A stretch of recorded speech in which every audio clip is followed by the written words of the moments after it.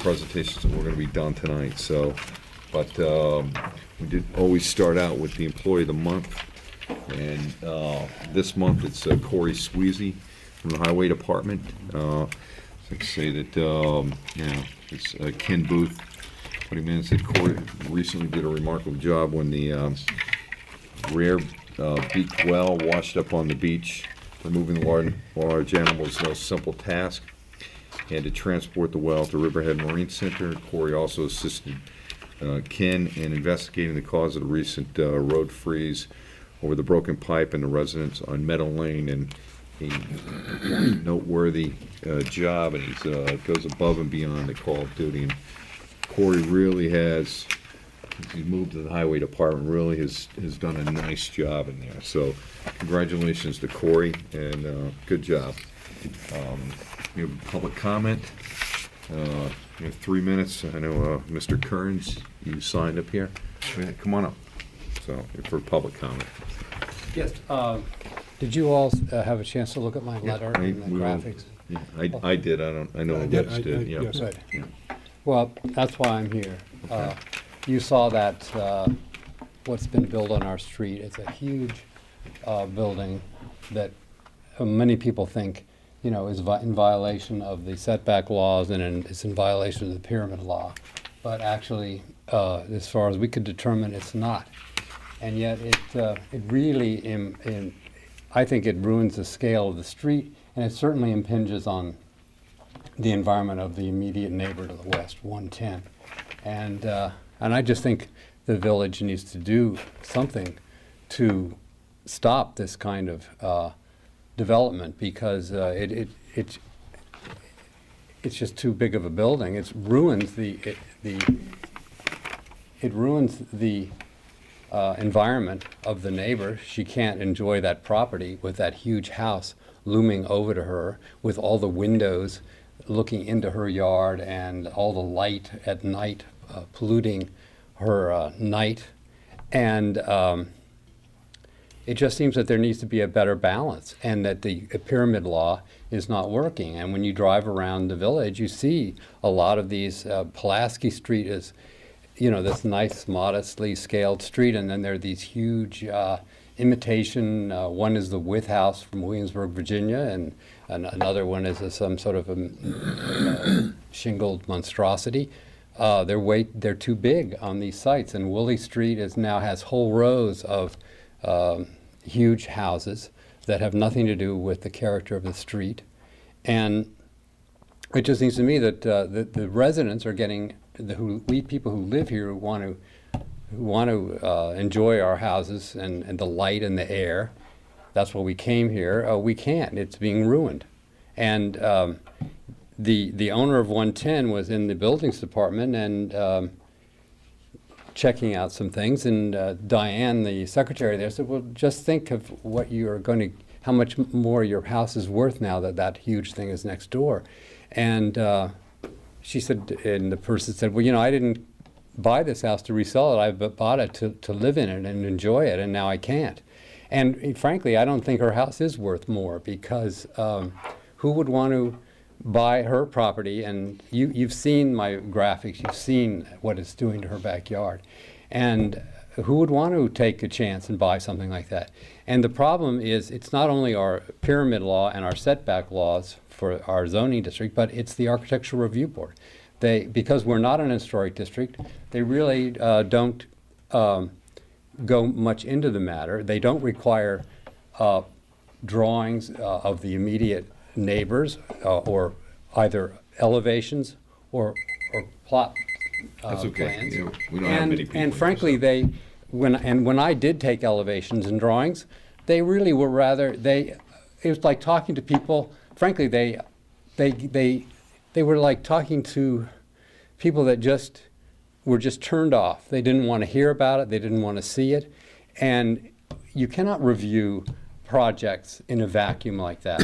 They want to just look at the one building and not consider what's going on either side of it, and that isn't right. These buildings, they're not built in a vacuum. They have neighbors, and the people on the Architectural Review Board, when they do make comments, they're very disappointing. They're not very sophisticated. comments. They show that they don't have any design training, any much design background. The only one that appears to have any background is an architect. He hadn't, after 2 meetings, he had never been to the site. So it was very discouraging to go through this.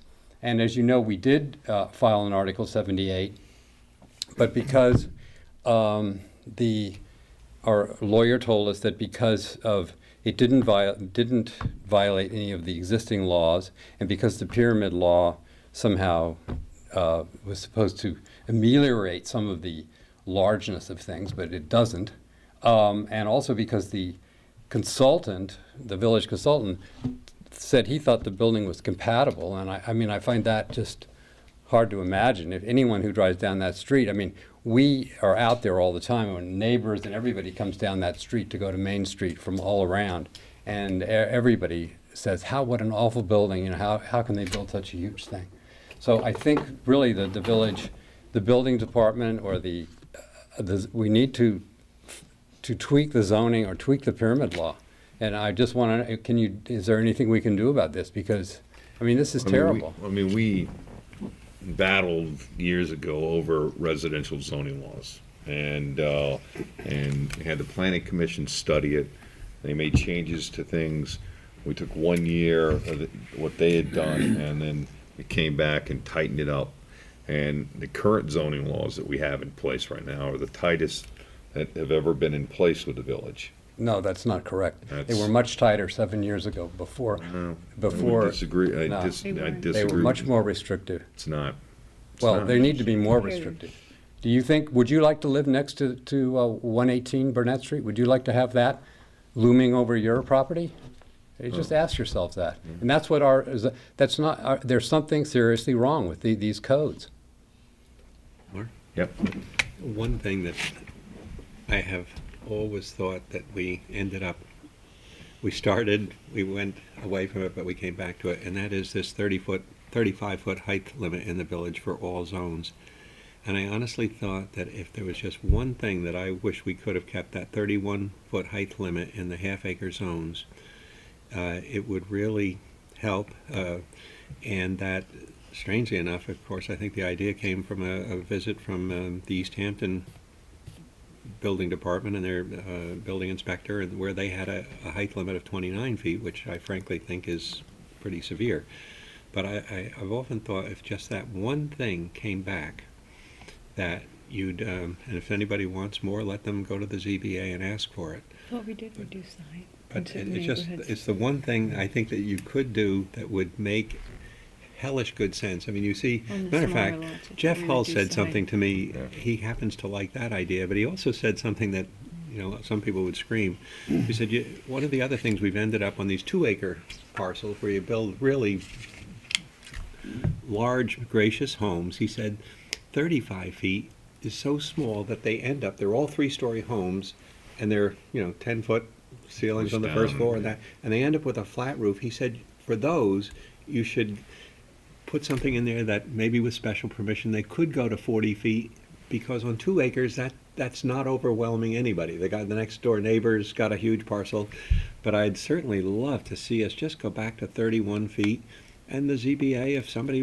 needs 32 or whatever, let them ask for it. I think it is at 32 feet. It is on the smaller I think it's lots. on the smaller lots at 32 feet. How small? No, I think it's 35. I thought it went They down went to down to 33. 33 and a half. They went down to 33 and a half. It went down to 31. Voluntarily. The so-called I'm Bates talking law, about the I'm developer. positive, was 31 feet.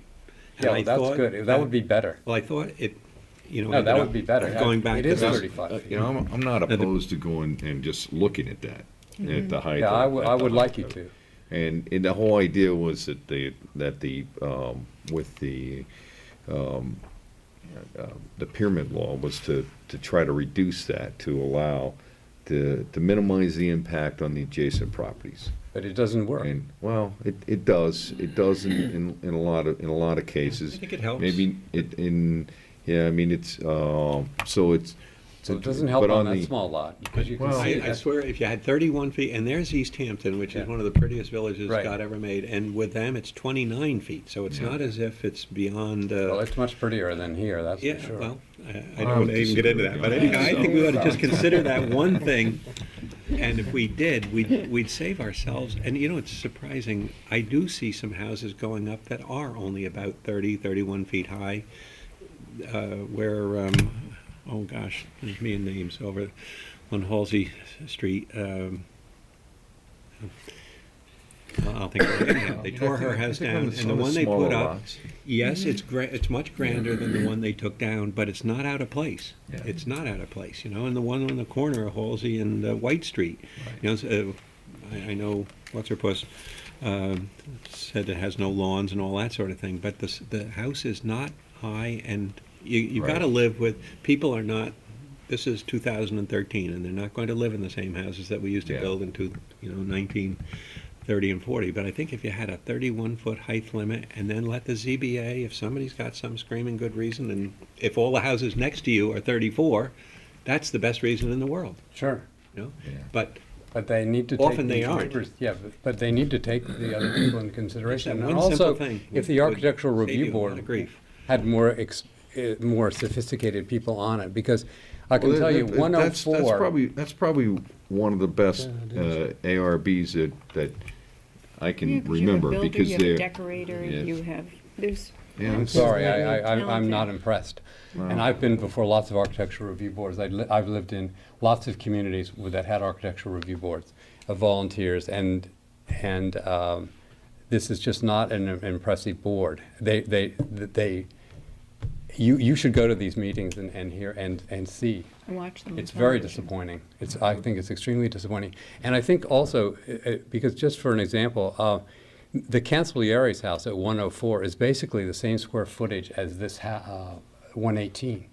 But because of the design of the building, the way the cornices work, and various design things, which this board, that board there doesn't seem to really understand, that house is compatible. Of course, it was built before there were any laws, and it's still compatible. But I mean, there are ways to reduce cornice lines, to reduce, and all these things are in the code. They talk about the design of the building, the massing of the building. All of these things are in the code. The ARB has the power to consider these things, and yet they ignore them, particularly when when it's not in an historic district. Because I noticed last night, when I went to the meeting, I watched the controversy over the big house on Hill Street that's being proposed, and even Curtis Highsmith, who never took part in any of the discussions on this project except to move the meeting along, he started mentioning massing of that building. So, but they don't Talking, consider those they- things. They do, they consider everything They you're don't, talking- when they're not in the historic district, No, I and they would- didn't on 118. I They pretty much took the project as proposed. We were able to get rid of a few egregious Palladian windows and things like that. But basically, the building, you can see what it is. It's way too big. And I just think that now you're seeing these things, and it's time for the village to look again at the zoning and to tweak it and to scale it down a bit. I mean, I'm not talking about building one-story houses or ranch houses again. I'm talking about just lowering it a couple feet and maybe reducing in some way the pyramid law, or reducing the side yard setbacks when other buildings are so close. I just think or giving the ARB the power to consider some of these things in their review, because they don't consider. If the building envelope is per code, then that's all they look at. And they need to, these other things are just as important. So, I mean, we look at the height of it. I mean, I disagree with the setbacks that you're talking about, because the reality is you're living in the heart of the village, in small lots, and in theory, the whole history is row houses and small lots That's that are fine. fairly close Yeah. together, and that's where you're talking about here. So I think that's where the side yard setbacks are established there. Now, maybe we need to go back and reevaluate the height of the house. Based on the I'm size not, of the lot. Yeah. I'm not big on modification of the pyramid law, me personally, because I think that if you continue to push that down, what happens is you end up with flatter roof lines. 'Cause some of the great architecture around here are the peaked roof lines and some of the. Well, I thought the pyramid law actually allowed you to pierce that with things like cupolas and I don't think so. chimneys and things like that. Well, It does. chimneys Chimney might. and cupolas, but when you're talking about significant roof lines here, I mean, a lot in these areas, you got some great angles and stuff, and by pyramid law, you actually end up flattening these homes out where they don't look as attractive, and that's why I like the way the pyramid law. Now we can go back and look at the height of it, and maybe what you're talking about is has a lot of merit in some of the smaller areas. Well, I would like you to, because I think, Yeah, let the ZBA, be the judge, because I used to look at my own house on Hill Street, and the house on one side was one story and so on, but there are lots of people where their houses are tall, and then if you wanted a 35-foot, you're not doing any damage, but unless the rule says 31, then you're entitled to 35, and you end up with that Bob Fears old house. Yeah. It's over on Toilsome is kind of what, they tore his house down, and what's there is it's just baffling that on a third of an acre, they built something that's doesn't belong. Yeah, well, we can go back. We can go back and look at the height and Yeah, just that one yeah, thing I just to think would give you. see if there's a way to And you can get to around tweak it. that. That's so, what the yeah. ZBA is for, to grant yeah, you. I would think that would be great. But like I said, I'm not big on modification I'm with because you. it flattens the roof lines. Well, and stuff, I don't want to see flat roofs either. But, No, yeah. so, but I do think that there's something wrong when that huge house can be built, and it's ruined the property next door. I think that there has to be some kind of balance between the people who live here and have paid taxes, and then the new people, or in this case, it's probably just a speculator who's just building this building and is going to resell it. Sure. So, So I don't know, but Okay. all right. Irene Hurley is what I was trying to think of. Oh, her yeah, house, right, and yeah. and how it came down. But the house that But the house is replaced it is beautiful. very pretty, and love the that one on the house. corner that's on a very small property is still appropriate. No, I agree. Anyone else from the public like to speak? No? Okay, all right. Okay, we're going to close this public comments. We have board presentations on, no public hearings tonight, communications to the board. The first one is from National Multiple Sclerosis.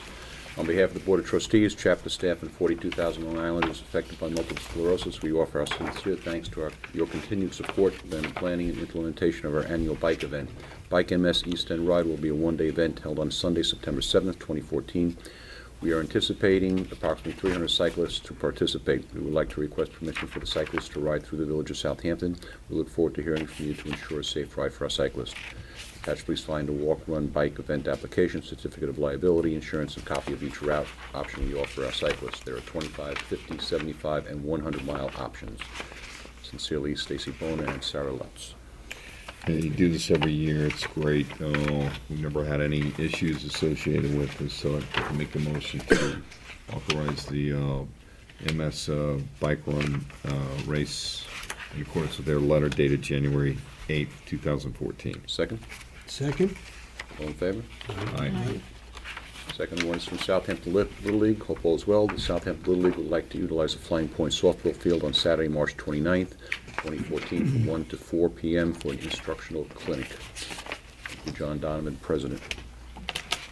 You can make a motion to authorize the Southampton Little League to utilize the Downs Family Park in accordance with their letter dated 21 January 2014. Second? Second. All in favor? Aye. She said opening day for Little League is April 26th at 11 o'clock. So, get your arms warmed up there. All right. Is the snow going to be gone by then? I hope so, man. Still be skiing on it. Resolutions, resolved that the reading of the minutes for the work session of January 9th, 2014 be dispensed with, and those minutes be accepted as filed by the village administrator. The actions taken at that meeting being hereby ratified and approved. Have a motion? So moved. Second? Second. All in favor? Aye. Resolve claims for the warrants dated January 21st, 2014, and February 14th, 2014, totaling $111,386.44 and $443,571.54. Warrants 11 and 12, General Fund, 2008-2792 and 2005-3920. Warrants 16 and 17, Trust Fund, 35,000, Warrant 3, Firehouse Bond Fund, and 300,876, Warrant 9, Capital Reserve Fund. And the village payrolls from the period January 10th, 2014 to February 6th, 2014 be ordered and approved. Have a motion? Make the motion. Second? Second. Discussion. Just want to note that there's two sets of warrants here because we canceled the meeting for January 21st due to the weather. So the January 21st warrant, AEC Engineering reimbursables for the insulating the boardroom downstairs, $1,121.11. Black Gold Industries, two payments there for 20 tons of cold patch for $2,373.93 and 16 tons of cold patch, $1,928.16. Corazini Asphalt, final payment on the Safe Routes to School grant, $30,576.36. Diane Signs, lettering on the water rescue boat for the fire department and a pancake breakfast, $1,300. EMT accounting services for December, $1,104. Page 2, Gem Fence, two payments. One is for the removal of the fence in the DPW yard and installation of the new fence, $26,160 and $2,200. Page 3, Matthew Bender, law books for the PD, $1,403. More medical supplies for the ambulance, $1,680. New York Tactical Officers training for the PD, $1,379.94. Office of the State Controller, fines for the court, $4,649.50. Page 5, Titan overhead doors, door maintenance for the overhead doors at the DPW yard, $1,045. Vince Toomey legal fees for December, $10,883.84. And Wayne Scott sand and gravel, highway sand, $4,697.68. General fund warrant for February 13th, 71 Hill LLC. Building inspector's rent, $4,774. Aldo Andrioli, February 2014 engineering fee, $3,250. Robert A., medical reimbursement for fire department, $1,000. Atlantic Salt, 160 tons of salt, $4,529.79. Page 2, CSEA Employment Benefit Fund, February insurance premium, $22,590.28. Page 4, cash deductions, video services for January, $1,089.75. Page 5, Coastal Fire Systems, a couple of payments there, $2,298 for Scott masks, $1,557.84 for gloves, and $1,502.64 for an air manifold. Corazini Asphalt, $60,000 for Golden Square drainage. Page 6, Devitt Spellman Barrett, Moore versus the SVPD, $1,060 for legal fees. Display Sales Company, Christmas lights, $2,155. This is reimbursed by the Christmas Committee, so it's just a wash on our behalf. Page 7, EMT Government Accounting Services for January, $1,265. Page 8, Peter Enstein for the Fire Department medical reimbursement, $1,000. Evolution Fitness, renewal of the gym fitness, so $7,500. General Code Publishers, maintenance agreement, $7,009. Page 9, Hammer Medical Supplies for the ambulance, $2,299.32. Page 10, Hampton Truck and Auto Garage Supplies, $1,202.93. Harley Davidson Leasing, buying out of the 2 Harleys for the police department out of their lease, $17,000. Herman Katz, certiorari settlements, $23,137.68 and $16,598.78. Page 11, going up to page 12, hardware supplies, $1,016.91. Page 13, Johnson Electrical Construction Traffic Signal Maintenance for January, $1,350. Page 14, Liberty Ironworks Blade Repair for Snowplow, $1,028. Page 15, Howard McElroy, reimbursement for health insurance, $3,671.03. Messiano Consulting, grant writing services through February 4th, $4,132.50. And Morgan Oil Supply, hurrying on to page 16, garage supplies, $2,005.39. National Grid, free payments for the fire department, $1,105.64, $1,041.26, $1,366. Nextel cell phone bill, going into page 17, $1,335.84. For January, Norsec and Sons highway carting, $4,352.40 for January. Office of State Controller, 2 payments, one for December and one for January, $15,516.10 and $18,230 for the court. Page 18, PSE&G for the fire department, $4,470.76. Page 19, PSE&G for the building department, $4,144.79. Streetlights, $8,704.47, and the garage, $1,223.44, and finally the fire department, $9,405.28. Page 20, RCS Lewis, two payments of fuel oil, $1,276.14 and $1,531.51. Page 21, Ronco Building Supplies, cleaning supplies, $1,564.09. Page 22, Sound Actuarial Consultants. This is the 3-year fee to do the GASB 45 valuation, $7,500. South Fork Asphalt, Cooper's Neck Lane Repair, $1,500. Southampton Fire Department Uniform Reimbursement, $4,261.22. Sprague, 2,000 gallons of diesel, $11,020.20. Suffolk Cement Products, concrete blocks, $1,940. And Suffolk County Water Authority hydrant rental, $26,833.50. Page 24, Thomas Stehecki, leaf removal, $8,000. Vince Toomey, January legal fees, $3,159.80. Town of Southampton Fire District training and dues, $1,550. Turning Stone Hotel, lodging for tactical training, $1,386. Tyco Security, quarterly security over at 25 Jobs Lane. United Metro Energy, 3,080 gallons of gasoline, $8,353.58, and 2,850 gallons for $76,1834. Verizon, phone bill, BP, $1,005.32. And page 25, Wayne Star Sand and Gravel, sand and carting for the Highway Department, $13,437.86, and sand for the Parks Department, $3,200. And page 27, Whitmer Associates, 47 helmet funds for the fire department, $1,839.58, and Wright National Flood Insurance, premium for Cooper Beach, $8,606. First trust warrant from January, Fred Bertrand, tax sale redemption, $2,827.92. Second trust fund warrant, Gregory Mensch, tax sale reimbursement, $2,539.20. Firehouse warrant, Excel Builders Group. This is the final payment for the general contractor on the 470 Hampton Road, $35,000. And the capital reserve warrant, Motorola Solutions, batteries and chargers for the fire department, $3,930. And Pierce Manufacturing. This is a partial payment for the pumper that was approved, which by making this payment we get a discount of $9,183. Further discussion? All in favor? Aye. Resolved, the We Board of mispronounced two names. And Steen? Steen, and then it was Robert A. 'Cause you didn't want to Because try I didn't want him Armi- beating me You up. didn't want to try Armistevics. I know, he was chomping at the bit on that He one. was strooling over that one. I know. I Didn't even could feel try it. it. I could feel it coming from. I whispered, That whole day started shaking I on said that Einstein a one. little lighter this time. I could feel it. Can't yeah. give him ammunition, you know? Robert A.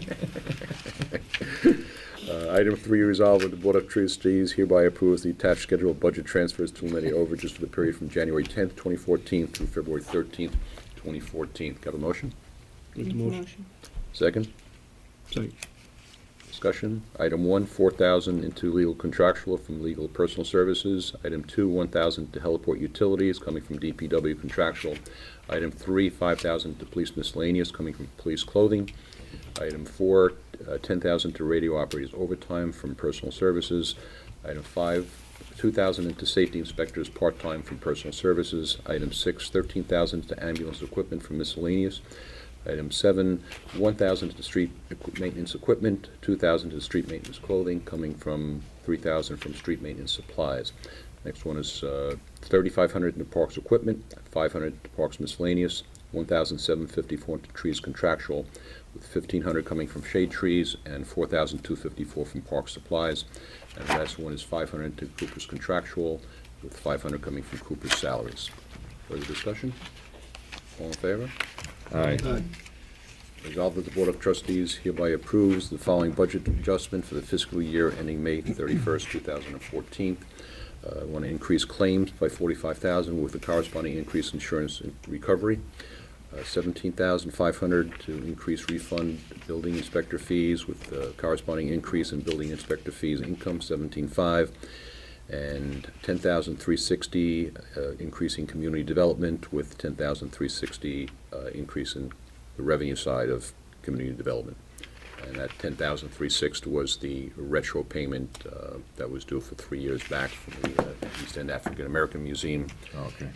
Claims were up a little bit there, but we're way over on insurance coverage, so we have plenty of room in that budget. And the 17.5 was a refund of fees that we did, I believe, on the last meeting. And we're certainly above board on the revenue side there. Right, good. So can I have a motion? I'll make that motion.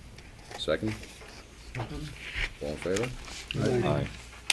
And we do all of this stuff because at the end of the year, we just don't, our auditors recommended we do all of this stuff on a monthly basis because at the end of the year, we have these massive adjustments Right. that, and it's easier to manage. the Yeah, I budget mean, this way. if the shortfalls I could have taken from other areas, but Yeah. we're just gonna, the revenue side is above where we are right now, and especially with the community development item, that was something that was not budgeted on either side of the equation, because it was a retro, which we didn't expect to get, but we did get. No, it's good. It's good. Okay. Item 5, resolve that the Board of Trustees hereby approves the mayor to sign an electrical inspection services agreement between the Village of Southampton and the Town of Southampton. Have a motion? Make that motion. Second? Second. Discussion, this is same exact verbatim agreement that we sign every year. Compared to last year, it's the same, no changes. All in favor? Aye. Item 6, resolve that the Board of Trustees hereby approves the following scheduled dates at 6:30 PM for the 2014 concerts in the park. Wednesday, July 2nd, Cooper's Beach. Wednesday, July 9th, Agawam Park. Wednesday, July 16th, Agawam Park. Wednesday, July 23rd, Cooper's Beach. Wednesday, July 30th, Agawam Park. Wednesday, August 6th, Agawam Park. Wednesday, August 13th, Cooper's Beach. Wednesday, August 20th, Agawam Park. And Wednesday, August 27th, Agawam Park. Have a motion? Make that motion. Second? Discussion? All in favor? Aye. Aye. And Bill's the one who started this. I know. And Yeah. it's absolutely one of the best things that this village does. So, that's such a, It struggled. yeah. But it's incredible. Yeah, it's amazing. incredible. It's endured. Yeah, it really is, so. Next And item, every year when we do this, at this point in time, when it's all snowing awful outside, I can't wait for the summer to go. Right. you got an extra one at Cooper's Beach this year, too. That's right. So it'll be good. Resolve that the Board of Trustees approve the performance of Shakespeare in the Park on Saturday, August 1st, and Friday, August 15th at 7:30 PM in Agawam Park. Have a motion? I'll make that motion. Second? Discussion? All in favor? Aye. And the last one is resolved that the Board of Trustees hereby approves the following payments from the capital reserve accounts, subject to permissive referendum. Motorola Solutions, $3,930 from the Fire Equipment Reserve. Pierce Manufacturing, $296,946 from the Fire Equipment Reserve. Can I have a motion? Make that motion. Second? Second. All in favor? Aye. All right, discussion items. Each year we go through, prior to the budget season, we're in the budget season, is addressing the property tax cap override. Speaking for Rick DePietris, who was absent tonight, it's recommended that we adopt this every year, which we have to do it on an annual basis.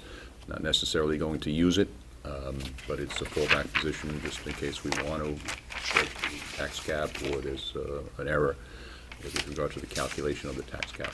So I'd like to just schedule a public hearing for this from March 13th to go through the same scenario for this year. Make a motion to schedule a public hearing on a property tax cap override. Second? Second. Discussion? All in favor? Aye. Aye. All right, the last one is the dog park fence.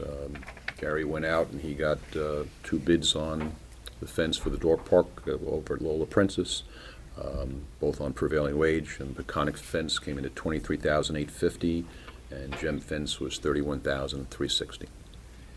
And we have raised almost We're about 50,000. 42, just under 45,000 at this point in time. Okay. And your That's goal? for the, That's actually- The goal is for that we have. 60 That's- is what they're shooting for. But we have actually in-house about, I think it's about 43 and change at this point in time. Been some And- people who've made commitments, but they Right. haven't. Yeah, I spoke to Zoe earlier in the week, and she definitely has more commitments coming in. Yeah, about $8,000 or $9,000, I think, in commitments so far. Mhm.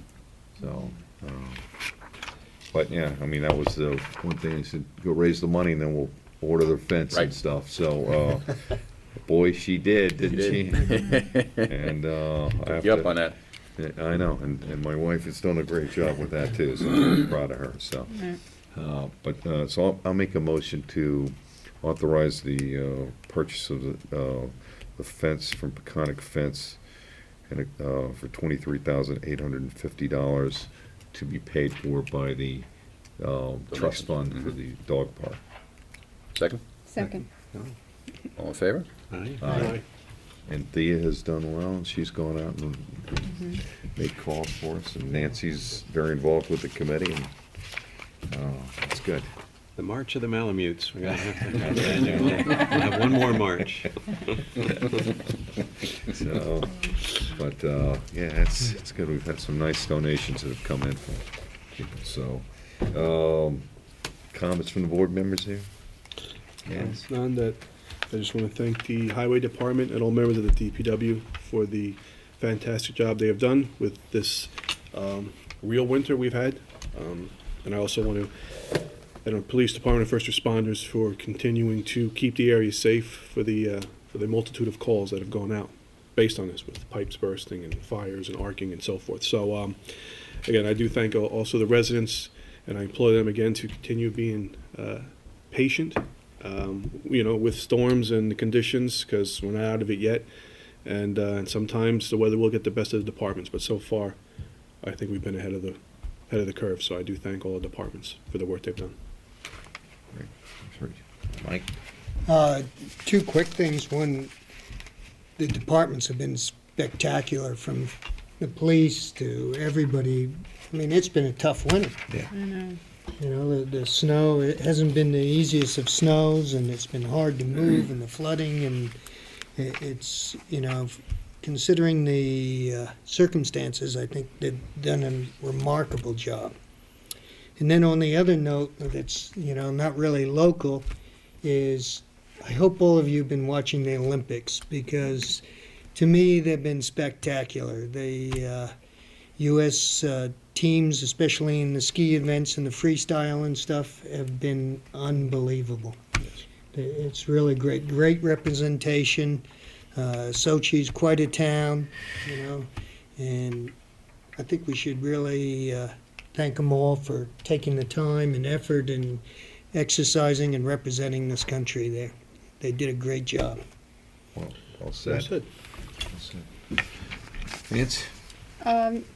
I don't really have much more to add other than what you had said about the different departments. The only one thing that I did notice, which I spoke with Steve about and I also talked to you about, was that because we have vacancies in stores during the wintertime, the sidewalks become very icy, because most shop owners will go out and shovel beyond what the village does. The village equipment goes down the sidewalk, but it doesn't get every inch of snow off of it. And most of the other businesses will go out and try and get as much off of it, or throw down some ice melt or whatever. But there are areas that are unoccupied, and when people, go down in front of them and walk on it, it turns to ice immediately. So I had asked if we could get our guys in there to either put some sand down or put some ice melt down in those areas, which I think they did do, but it's something we have to really watch out for, because I am really concerned about people slipping in village sidewalks, and so I asked for that. So I think we have to keep on top of that, because the sidewalk, and then also opening up the accesses, because I think a lot of people found that they could get out of their car, but they didn't know how to get onto the sidewalk, because there were mounds, and then the mounds would freeze up, and then they couldn't climb over that. And I think that's a problem too. So. I think the rain might be taking care of a lot I of this know. stuff, so. Right. And hopefully it won't freeze. Well, you took my thunder, but, honestly, I do think the Highway Department and the Parks Department, with all their plowing exploits, have done a superb job. And, of course, the Village Quadrangle and that little part of Hampton Bays, or Hampton Road, rather, that's really in the business district, always presents a problem because usually they come to work in the morning and they start plowing, and there's enough cars parked on those streets and Job's Lane and that plowing it perfectly the first day is just not possible. But they do everything that is possible, and then they've come back at 4 and 5 in the morning to try and hit these places before there are any cars. But I agree with you, and I was going to suggest, the first day of a snowfall, everybody's going full tilt. The second day, it's a much, now they may be trying to cart snow away, and that, which if you go down to Cooper's Beach, you'll see the other Olympics that were Sochi East or something. But in any event, I would love it if some of the guys, that second day, once the plowing has come down to just trying to perfect Main Street, Nugent, Jobs, Hampton Road, and so on, that they would, whether they've got snow blowers or going to have to just take a shovel, but try and make some cuts in the problem they've created by getting all the snow off the street and piling it right there at the curb. It's often 2 feet high or 3 feet high, and you can't get over it, and it's really quite a thing. And the merchants, you'd say, well, it's their problem. Why don't they come on out and make a cut in that? But why don't we? The guys have got to be sitting around on the second day. Some of them. The surge is over, and so you wonder what the dickens. I mean, they're not cutting hedge today. We know that, and or painting lines or anything like that. So maybe we could just encourage them on that second day to come on out and try and put a cut every 30 feet or whatever. But give people. And well, I had even said, this was a couple of years ago, even if they could open up accesses even where the handicap parking is, because forget it, for any handicapped person that needs to come into the village, they're never going to get out of their car and be able to. But if people knew that if they looked for that they could get on the sidewalk from there, it might be a good thing. I mean, there's crosswalks, and even the crosswalks, I mean, aren't as opened up as they should be. Well, they clear around it. Sometimes it just gets over. I mean, they don't completely bombard access to the sidewalk. You just want more access routes, is what you're really asking for. Yeah, because I think what happens is, the walkability of the village is very important, and I think that there are people who live close enough and it snowed and they want to get out and they come into the village, and then the minute that you walk on the sidewalk and you trample it down, it's going to be ice the next day. So, we had a lot of leftover ice on the sidewalks. That was a real issue. Sometimes you're not going to. Right. I mean, as I said, sometimes the weather is just not going to cooperate, and you're going to be left with stuff. In defense maybe of. you could talk to Gary tomorrow and see if Yeah, you I could just have- sort of try to put together a second day crew that's Yep. going to just go through the business district, because it really becomes, sometimes you have to walk past 15 cars to finally get to some place where you can get through. And it would, if there is manpower available, it would be a great thing to try and tackle. Okay. Thanks, Bill. Other than that, Okay. I just want to echo what these guys said. The Highway Department, the Parks Department has done a great job getting out there. Tomorrow, assuming there's school, and I think there will be, at 11 o'clock, we're going to have kids from the elementary school here at talk about Black History Month. If you'll go up and down the main hallway in Village Hall, there's a lot of great artwork and projects that these kids have done, and going to be in here tomorrow to talk about that, and it should be great. So I encourage the board, if you're able to come, great. Tuesday next week is a grievance day, so we've got our grievance board that's going to be in place. We're doing the work for the 375th anniversary of Southampton Town and Southampton. So it's a developing program. It's going to last all year long, and should be a very exciting year with some incredible programming. So all the different cultural institutions and organizations are working on projects that they can do, and we're very happy with that. And then finally, the Southampton Center hired Michelle Thompson, who is the first director in the program, so she's getting used to the community on a full-time basis now. She's been out here on a part-time basis for a while, and he's doing it's nice to have a full-time leadership in there. So, hopefully, hopefully we don't have any more storms coming, but we do. And if you're headed out of the state of New York for next week in the schools, congratulations. So, Stay warm. yeah, stay warm. Somewhere warm. We have the chief. Chief, did you want to say anything here? No? Okay, all right. That's right, so, okay, we have a second public comment. Anybody from the public would like to comment? No? Hey, could I just, Yep, sure. simply, just, when you mentioned the chief, we had that meeting with the town board on the issue of accidents out on the highway, and I know a lot of good ideas were surfaced, and they clearly were applying themselves, but maybe it'd be possible for Steve to just have a couple of us go over and find out, was there ever a plan? I do know that our own firemen told us that there was an accident here a couple of months ago, and they really went to great lengths to make sure that one or two lanes were still open or could go in, as a result of all the talk. But I'd love to know, just where did we end up? What are we going to do if we get another big one out there, and have they made any changes that would facilitate the traffic and not get us all bottled up? And it'd be nice to just hear. I don't know if you could call over to town Sure. hall, and maybe we just have an informal meeting with a couple of them that were working on it, Okay. and see what kind of a plan came out of all that. Good idea. Okay, and that being said, I'm going to make a motion to close the public session, to adjourn to executive session for the purpose of discussing personnel matters involving village employees. Second? Second. All in favor? Aye. Right.